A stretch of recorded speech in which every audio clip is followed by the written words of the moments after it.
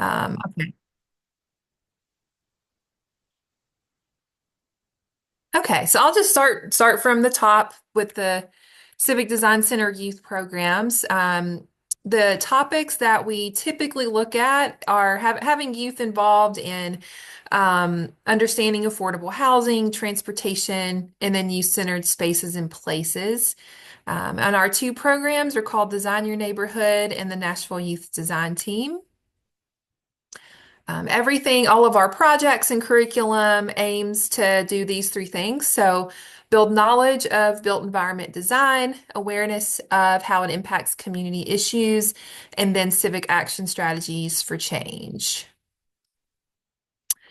So the two programs kind of coordinate together. Design Your Neighborhood is mostly in middle schools. We do respond to requests for elementary and high school and adapt if we can.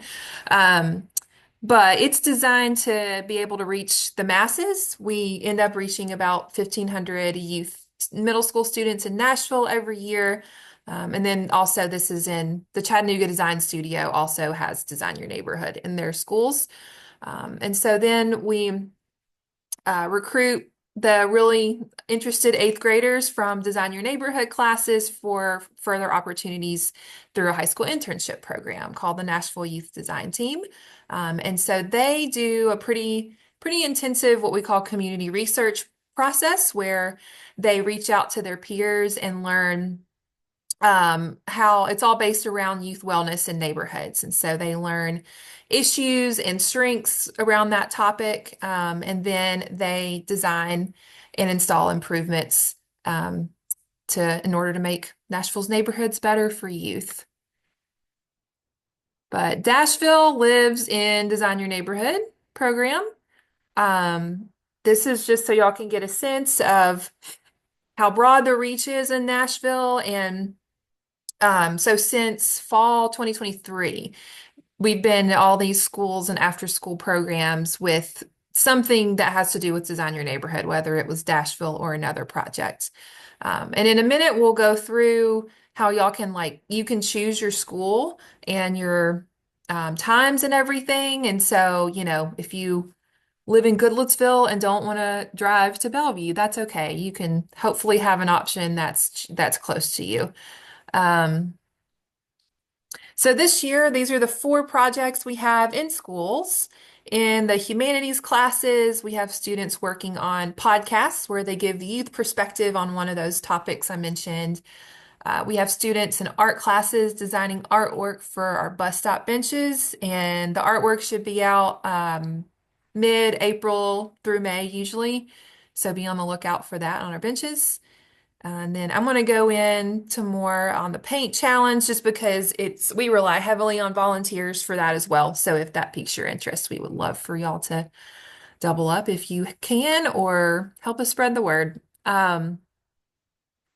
So the paint challenge, it happens in mostly STEAM related classes, kind of all over the board. And so the things that it teaches are just vocabulary and benefits of multimodal transportation, related careers, and then connections to fossil fuel emissions, because this is the state standard connection that students are already required to learn. So we encourage them to use this project to help reinforce that. So we go into the school for a 2-day long design charrette of the school zone with the kids where they tell us like where they walk, where they bike, and where they feel unsafe, and then design an artistic pedestrian safety solution that they can paint with their hands using only paint. And just last year, we started working with NDOT on trying to get some of these projects in the right of way so that, they can go off school campus and actually be in the street. And so we were successful in that last year. This was the first art crosswalk in Nashville on a public street at Rose Park Middle School. And so this year we have funding from NDOT to do these 5 schools. And starting March through May, we'll have paint days at these 5 schools. And so we can use as many adult hands as we can get to help with drop cloths and all of that good stuff. Um, okay, so before we get to the practical information, any questions on that? And if not, I'll pass it to Brianna to go over more of the information. Okay, let me stop sharing so you can, or no, actually, I'll just go through it. This isn't very many slides. Okay, go ahead, Brianna. All right, so just some more practical information about what you'll need to know as a volunteer before we get into more about facilitating DASHville. Before going into a school, we ask that you complete a background check through the organization Pencil. This is free to complete. We'll just ask you as soon as you can to get it done, and then it will be good for the rest of the school year. So once you click on that link, and I'll send out all this information to you as well, it'll take you to a page that asks you to request a background check, and then you go through that process through email. And if you'll just send to me when you finish your background check, you can either just confirm that you did it, or you can forward on to me the email that says that you submitted it. That would be awesome. I'll give you all my contact information at the end too, and send a follow-up email after our presentation. And then if you're volunteering during the school day, you'll just need to know to bring your ID, stop by the front office, they'll scan that and get you checked in, and then you'll check out there as well. If you're volunteering at an after-school program, the office will be closed, so I'll just communicate with you some more information about what to expect, if we're going to meet in the parking lot or by the front doors, since it can be a little bit harder to get into the school, and usually we have to call someone. So I'll make sure to let you know all that, but just so you know, if it's in the school day, to bring your ID. And then if you could just plan to arrive 10 to 15 minutes early if you're able to. That just gives you time to get parked, figure out where the front entrance is, check in, and get to the classroom and set up. Then we'll go on to just talk a little bit more about each of these roles specifically. For the paint challenge, if you sign up to be a paint challenge assistant, your main job is to just help prep and paint the sites with students. So, making sure they know where to paint, getting everything set up, getting paint to them throughout the project. It's usually a 2 to 4 hour time commitment per day, and there's 2 days at each school. So times vary based on when the school and the classes or when the classes meet at that school. Right now, we have dates posted for Inglewood Elementary and the Luby campus. We have two projects, the Luby Community Center and Hall Jackson Elementary. So that's March 4th and 5th and March 25th to 26th that we have those up. If any of those might be convenient for you to get to or you're interested in helping out with that project, I'll send you each of those sign-up sheets. And then, yeah, for this, just you'll want to know to wear clothes that you don't mind getting dirty since we do get a lot of paint on us during the paint days, as you can probably tell in the pictures. And then for DASHville, we for this, your role will be, we'll have a lead facilitator there. We're going to talk about that all during the rest of our time in the training today. And then you will be in a support facilitator role where you'll assist a group of students as they design and build a scale model of an affordable and sustainable home. So your role will be getting things passed out to them, making sure they know what step they're on and what to do. This is usually it's a 2 hour workshop, so we usually split it over 2 days, depending on the school's needs and schedule.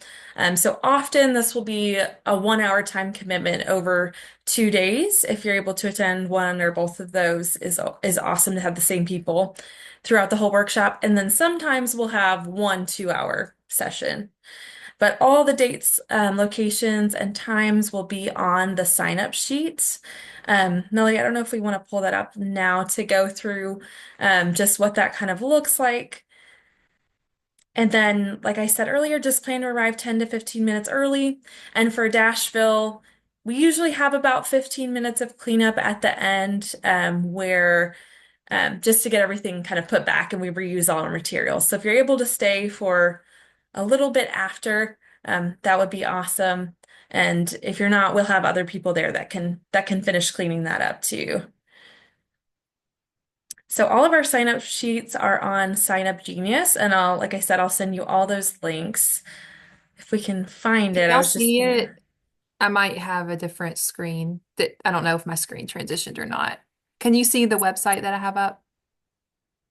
It's on the volunteer Website? the Okay, page. great. Great. Okay. Yeah. So this our volunteer webpage, which Rhiannon will send out, has all of the volunteer or all of the ones we have scheduled, I guess, up already. So the DASHville one, if you go to that one, um, yeah, she mentioned there will be a lead facilitator that will be one of our staff members, unless you're feeling really eager and want to want to lead the whole thing, knock yourself out. But yeah, mostly volunteers do these support roles. So we want at least two volunteers per session. And as you can see, the schools are like Croft Middle. Those are all the dates and times for that. And um, schools are going to be kind of all over and dates and times all over as well because we're fitting in their class schedules and their program at sometimes after school program schedules. Okay, so yeah. So there's dates posted in there through the end of May. There may be a few more added over the next few months to fill in some of the gaps that we have, but most of the things we'll be doing are on there. And I've labeled if it's a day one date, a day two date, or a full workshop, which I think will make more sense to you after we go through all the information. So we're going to talk a little bit more about what each of those days looks like um, now. Hey, yeah. So um like I mentioned, I'm gonna go through the whole thing so that y'all are familiar with it.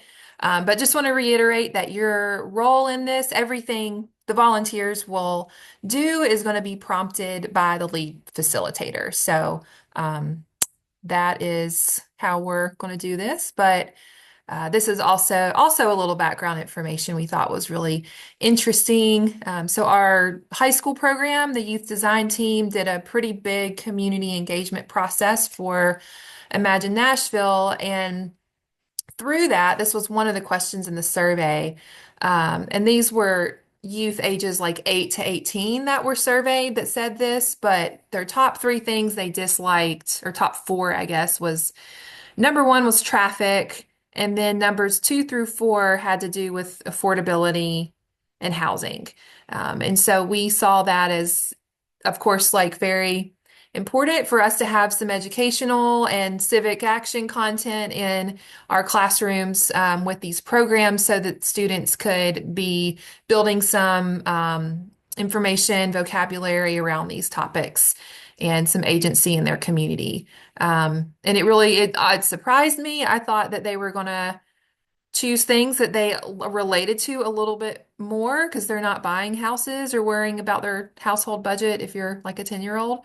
But that is a thing that they're feeling just like the rest of us. Okay, so we'll start with what we call a do now, and it's just a really quick, fast assignment everyone does individually. And so it's a pre-survey where they just check a box basically for these 6 questions. And we give this survey at the end too, and so then we're able to compare some of the data just to see what they feel. I mean, it's mostly all about the students' feelings of awareness and confidence in what we're teaching them versus, like a test about the right sustainability methods or whatever. So that is how we started introducing ourselves. We'll ask for y'all to send a picture so we can add you guys to this grid for the days you're there.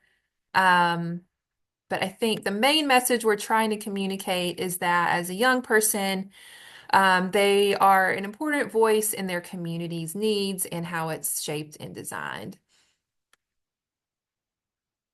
Okay, and then the whole workshop is set up with the students working in groups of about four, and they're a team basically for this affordable housing developer called DASHville Housing Company. It's a, fictional housing company. Um, And so their assignment will be to design and build a scale model of an affordable and sustainable house for a client. We walk through what affordable means. So start there when defining affordable housing. Um, and then we get specifically into what affordable housing is. So that means no more than 30% of their income, because the other, 70% is needed for all of these other things. That's very important to live. Not affordable means they're spending too much or more than that 30%. Making it local, 49% of families are renting, that are renting, and 23% of homeowners are what we call cost burden. So they're having to, have their budget from other things be taken away so they can spend more on housing. And that is a reality for a lot of people in Nashville right now. Then defining what we mean by sustainable. So we're talking about doing as little harm as possible to the earth and its natural resources. And day two is going to focus on sustainability. So we pause it there and then get into the day one activities. So just reminding that the project is to design and build a scale model that'll look something like this of a affordable and sustainable house. Um, and then we dive into the notebooks, which walks them through every step. And we'll also send these to y'all. So as y'all are assisting the students, we just encourage you to relate to their notebooks as much as you can. And that really spells out every direction, gives them places and prompts for everything that they need to do. So it should be a helpful guide, not just for the students, but also for the volunteers who are helping walk them through everything. Oh yeah, and I'll mention the blue is the English version. Metro has a whole lot of Spanish speaking students, so we have a Spanish version as well. We do have some Spanish speaking facilitators that will send for the groups that have a lot of Spanish speakers. And if we can, have them all be in the same groups with their Spanish speaking facilitator, but just be aware you might have some students that have really limited English proficiency. Um, but luckily, this is really visual and hands-on. So, relying on visuals in the notebooks and actually showing them things is a great way to communicate with them. Okay, so this first page just gives a summary of what I've already been through. And then the second page gives some parameters around the project. And so they have to work within a budget. We have fictional money called dash dollars, and their budget is $1,500 for their house.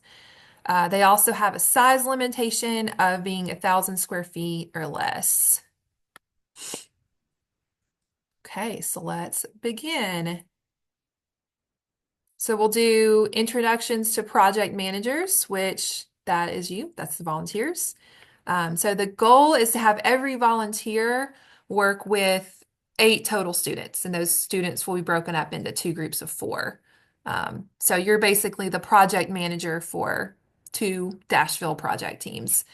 And your primary roles will be to give them their supplies, which Brianna has all the supplies beautifully organized in this one bin.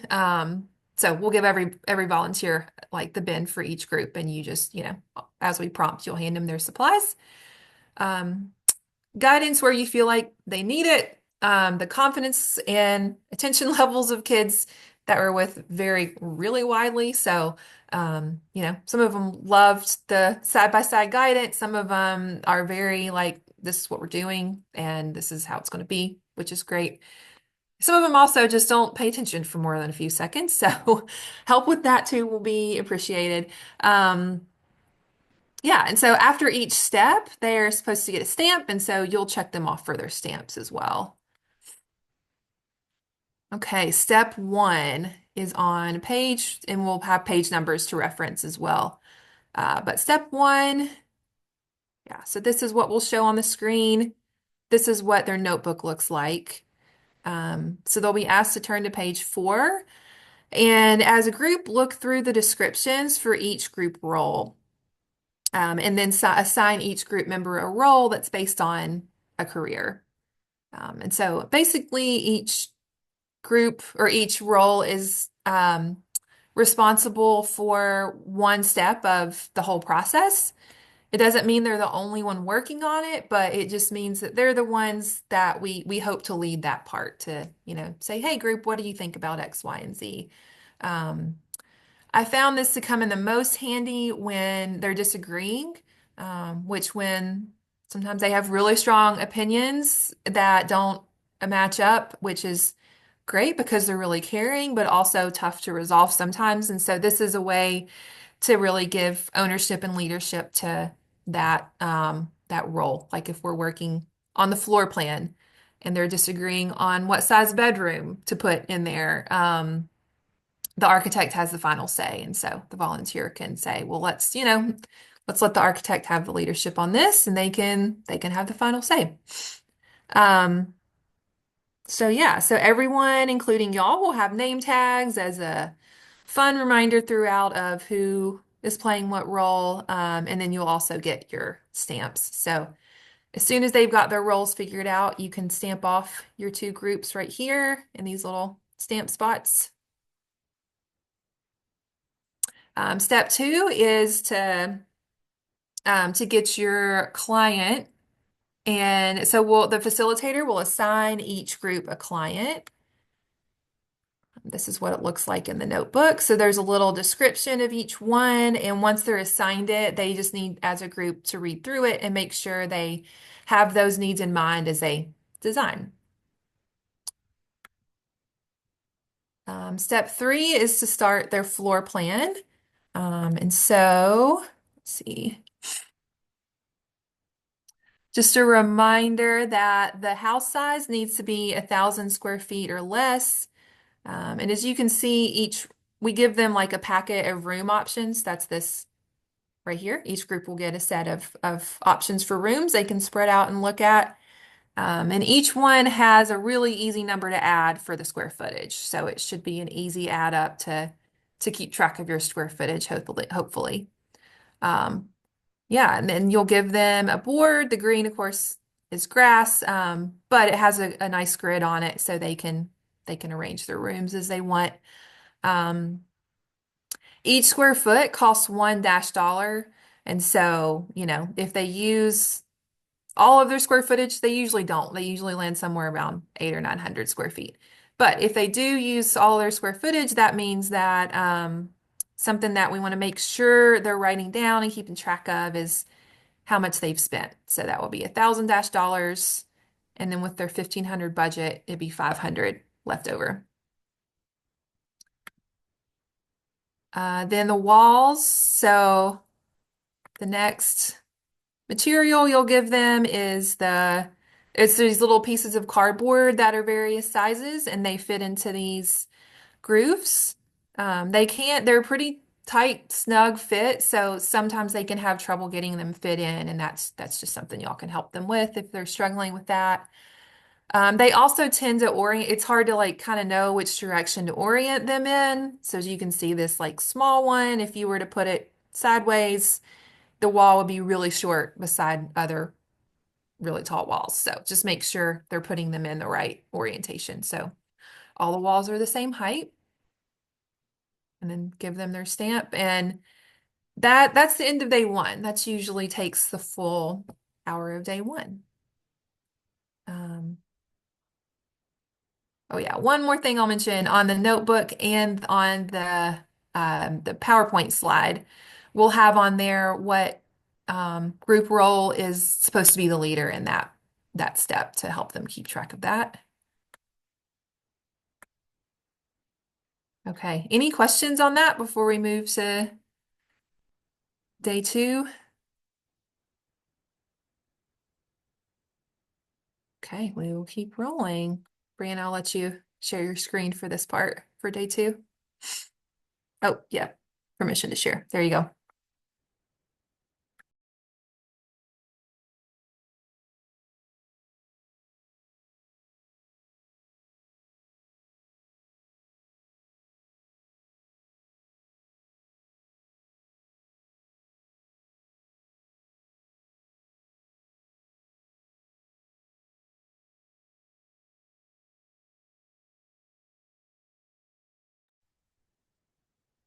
There we go. All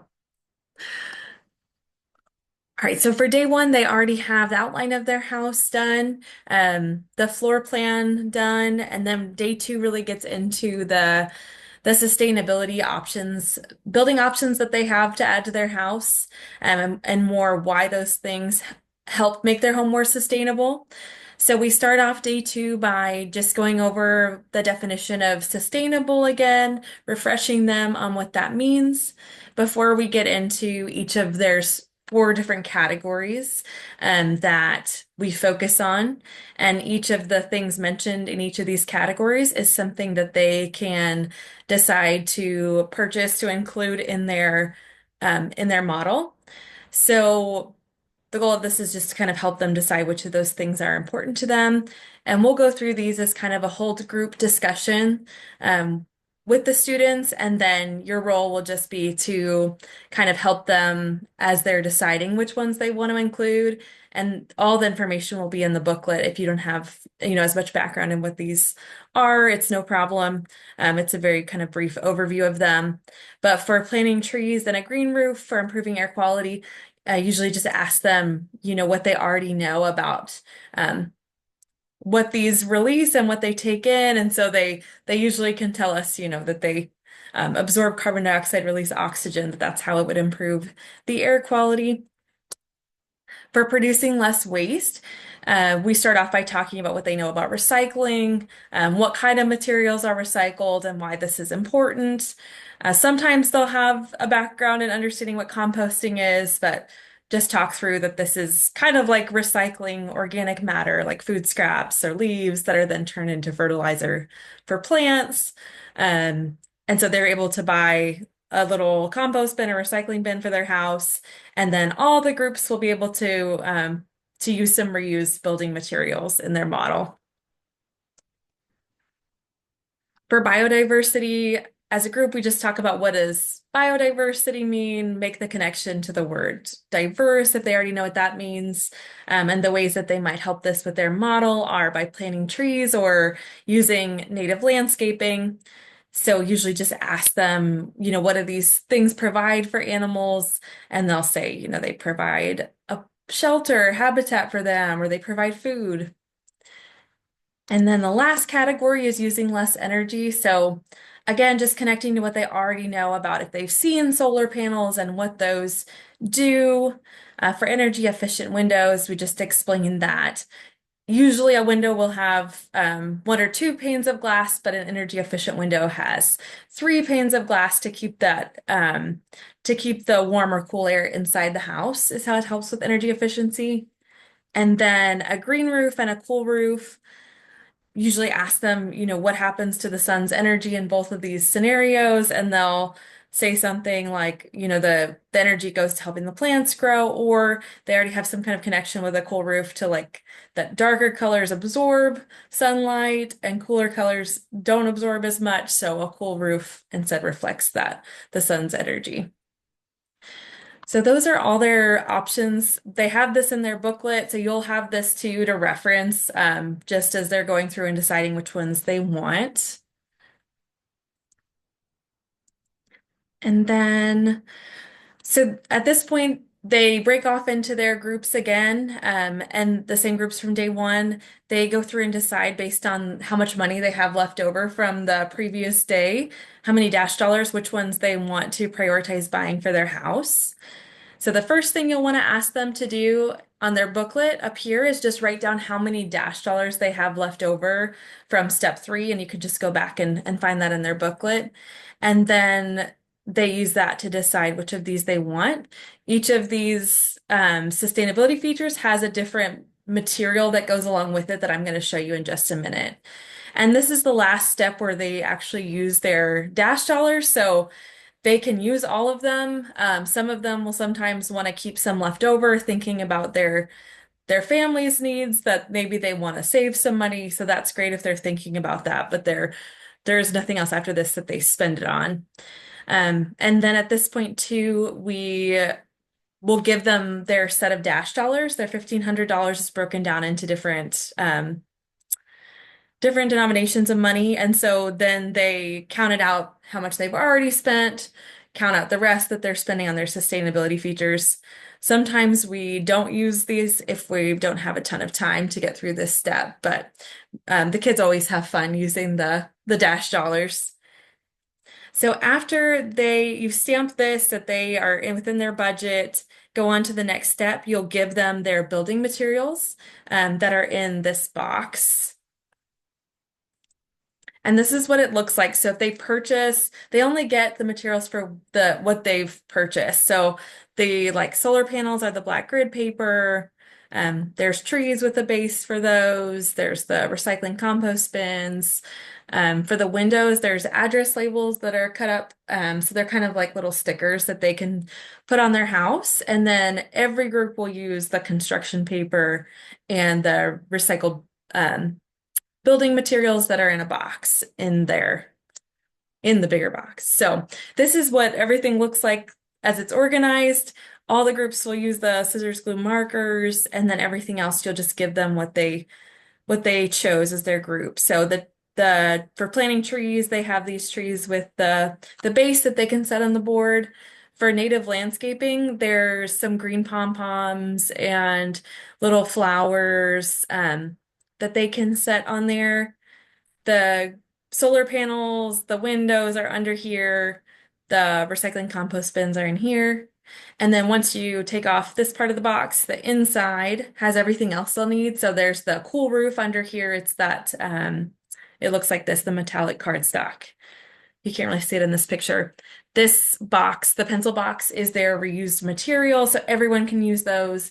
And then the green roof is the grass squares. Everything else in their box, the pipe cleaners, the plastic straws, dowels, construction paper, is things that any group can use.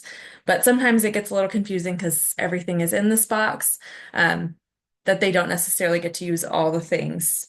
So that's your role to kind of help them know what they can and can't use. But if you have any questions about that while you're there, the lead facilitator can definitely help you as well. And then their next step is to decorate their home, which is a very fun part of the project. There will be some construction paper that's cut into strips that are the size of the wall that they can cut and glue on the outside. And we just take those off at the end to reuse those cardboard, but it's fine if they glue them on. And then they'll add the sustainability features that they bought, and then they'll use the remaining time to add anything else they want, and we encourage them to be creative with the reused materials at that point. They can use the rest of the time to just use their creativity and make whatever they want their house to look like. So it's always fun to see what they come up with. And then, yes, so there will be another box with the construction paper in it that I usually just will take around to each group, or you can ask the group about what color wallpaper they want for the outside of their house. And some will want to do the inside. I just like to tell them, for the sake of time, we usually have them focus on the outside of their house since they're putting on a roof that they won't really be able to see the inside. If they finish the whole outside and they want to try to do some of the inside rooms, that's totally fine, but usually they don't have time to get to that part. All right. And then, yeah, at this point, just kind of a couple reminders for them. They can use glue sticks. They can cut the construction paper, fabric, other reusable materials, and they can set the items on their board. They cannot glue or write on the board as we reuse these, and they can be very time consuming for our staff to make. So we just ask them not to do that. And then not to use bottle glue because that makes a big mess. And then since we reuse those grass squares as the green roof, not to cut those pieces. And the last step, so once they finished up building their house and their group's done, we'll collect all those and put the houses together as a little neighborhood. And then you can direct your group of students that you're working with. They will first finish up their survey. So they'll do the post-survey questions individually. And then if they want to put some optional comments or feedback about how the lack of affordable housing impacts youth, they can. They don't have to do that part, but they do need to answer these 6 questions on the back. And then if your group has some extra time and you want to lead a discussion with them or have them talk about as a group these reflection questions in step 7, it's just asking them to think about, how did your design meet the needs of your client? Why did you choose the sustainability features you picked? And is there anything else that they're interested in learning about? And often we don't get to this step, but it's, if you are able to, then that's awesome for them to be thinking about those things. And it's just something that you can fill in some time at the end because some groups get done quicker than others. So that's always there as an option. And that's everything with the workshop with day 2. After that, we just get everything together, take some pictures of their models, and then once they're ready to go, we clean everything up and put it away. Um, with the survey, we're hoping to get some comparisons, like Melody talked about earlier. We're doing the pre and post surveys to kind of see what they're getting out of the workshop, and what kind of growth there is. We're hoping to have some comparisons um, in February. And from some of the feedback that we've gotten on the activity so far, we had a student at Isaac Litton say that they really loved the activity and they made them realize they wanted to be an architect when they got older. So those are that's kind of, why we do it. And what we hope to see is that it might resonate with some students that it could be something they want to do when they're older. So that's always exciting to see. And that's pretty much everything we'll get into some questions if you have any in just a second. We've already shown you this is just a link to that volunteer page. Um, and then I'll go ahead and put my contact information up here if you want to write any of that down or take a picture, and I'll be emailing you later today too. So I'll be your contact as a volunteer if you need anything or have any questions. And I'll communicate with you after you sign up for a date closer to that time as well, just to confirm it with you and make sure you know everything you need to know about the volunteer opportunity you're doing. Um, yeah, if you'll have any questions about anything we've talked about with the DASHville workshop, with the paint challenge, or just how to sign up, um, feel free to unmute and ask us that now.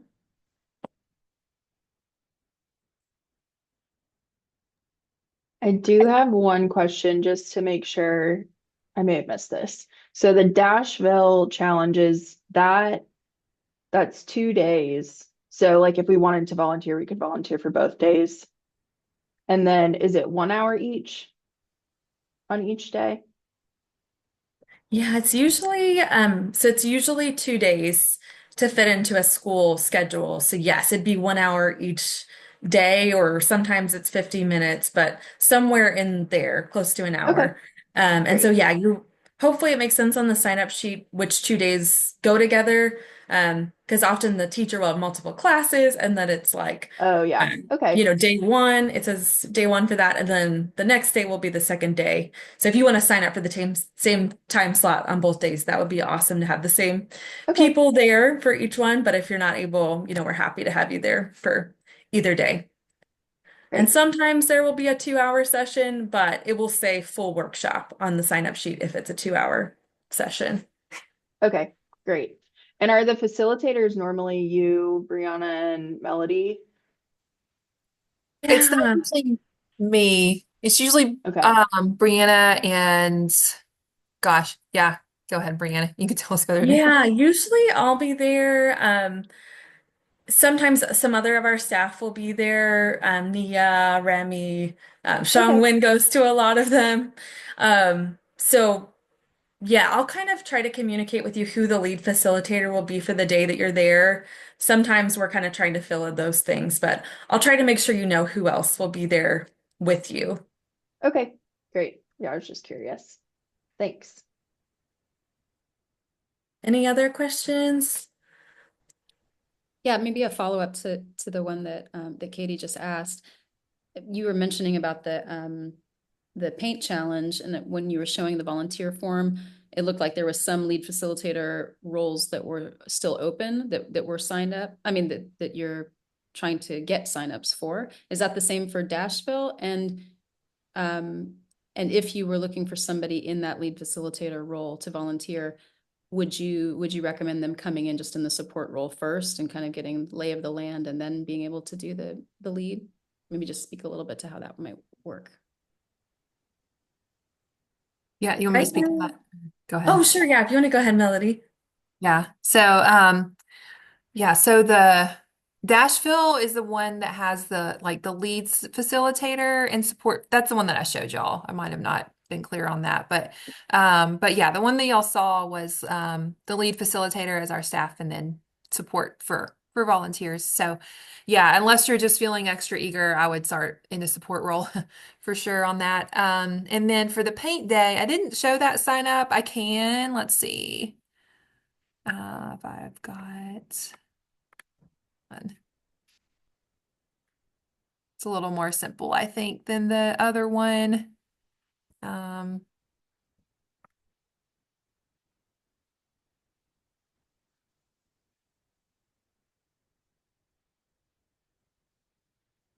oh, yeah, so let's say if you're interested in Inglewood Elementary on March 4th and 5th,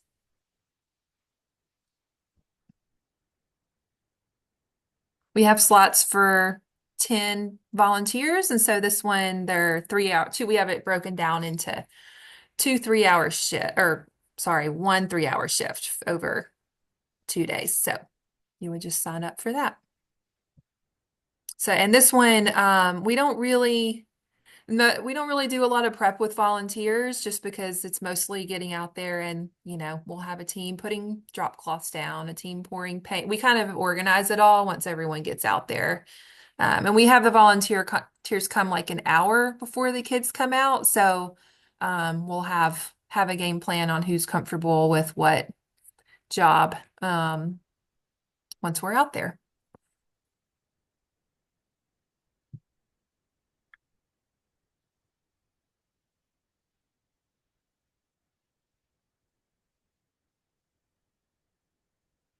Right. Any other questions?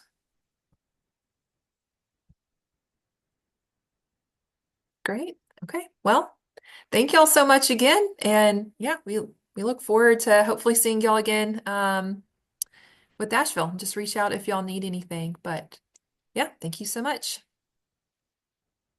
Thank Awesome. you. Thank you guys. Thank you all so much for your time. Thank you. Take care.